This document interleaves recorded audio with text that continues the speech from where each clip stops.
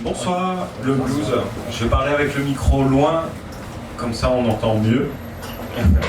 Moi je m'appelle Sylvain Félé, mais ça se prononce Félèze, sinon ça fait con. Et puis c'est officiel, hein, je peux vous annoncer, je suis con. C'est sûr et certain.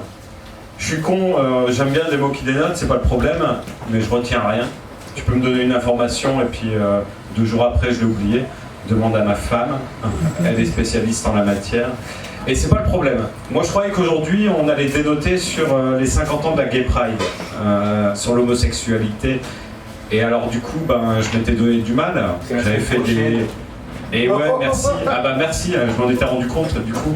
Je m'étais donné du mal, j'avais fait des tableaux, j'avais préparé des textes, j'avais même fait des recherches parce qu'en matière de Gay Pride, je suis pas trop expert, je suis pas trop professionnel. Mais c'est pas le sujet du jour. Du coup, aujourd'hui, on inaugure le 1 an des mots qui dénotent.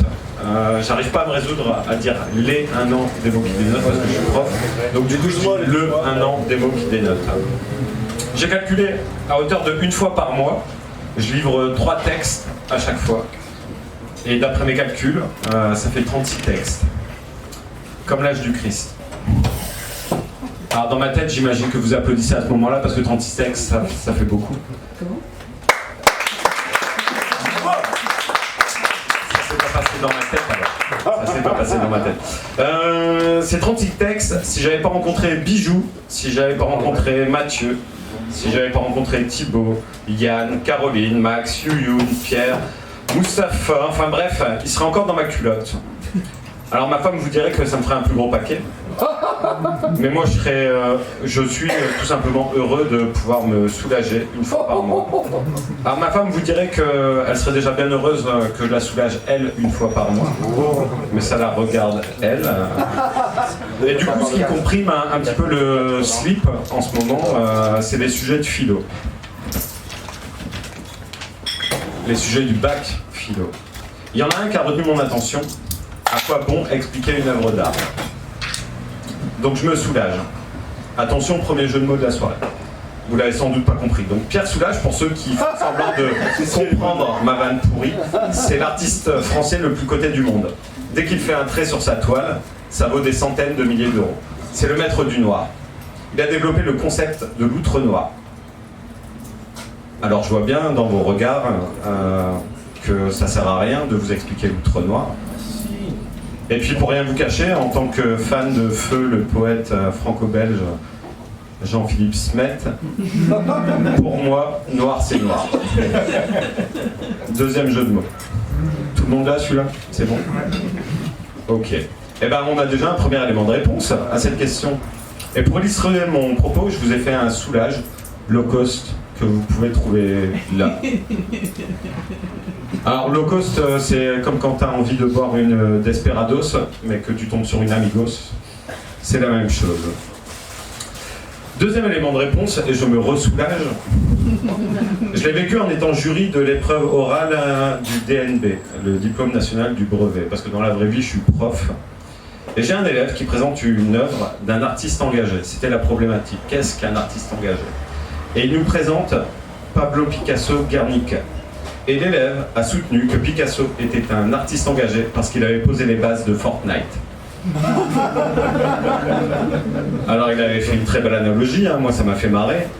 Mais ma collègue a estimé qu'il était hors sujet. Et moi comme je suis con, j'ai fait semblant de comprendre et dire ah ouais, il est hors sujet. Troisième élément de réponse avec l'œuvre de Jackson Pollock. Alors Jackson Pollock, pendant de nombreuses années, il a fait de la merde. Mais alors, pire que ce que vous avez sous les yeux tout autour de vous. Jusqu'au jour où il a décidé de faire n'importe quoi avec la peinture. Et pour illustrer mon propos, j'ai fait du Pollock low cost, que vous pouvez voir là, ou là. C'est comme la Desperados, mais c'est de l'Amigos. Et les critiques d'art se sont extasiés. Ah, c'est n'importe quoi, mais c'est génial! Le n'importe quoi était devenu art. Du coup, je reviens à mon sujet. À quoi bon expliquer le n'importe quoi? Il y a des mecs qui y arrivent. Il y en a même qui arrivent à donner une valeur au n'importe quoi. On peut, si on est expert, distinguer la merde de qualité et la merde de merde. Chapeau les artistes. Et on arrive à l'art brut, ou l'art de brut, c'est comme vous voulez, c'est selon. Pour résumer, c'est l'art des enfants en bas âge, des débiles mentaux et des malades mentaux.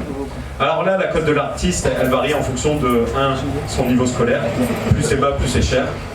2, de sa pathologie, schizophrène, c'est minimum 1000 euros. Bipolaire, minimum 10 000 euros.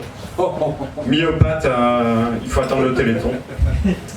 Alors j'illustre bien sûr mon propos avec l'œuvre suivante, puisque je vous ai dit que moi je pensais que c'était les 50 ans de la Gay Pride.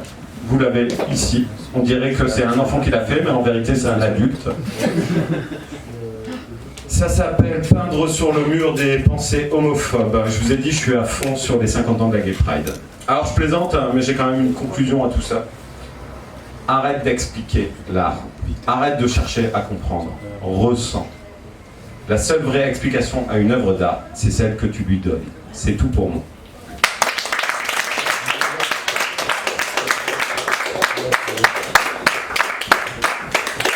Merci Sylvain. Super.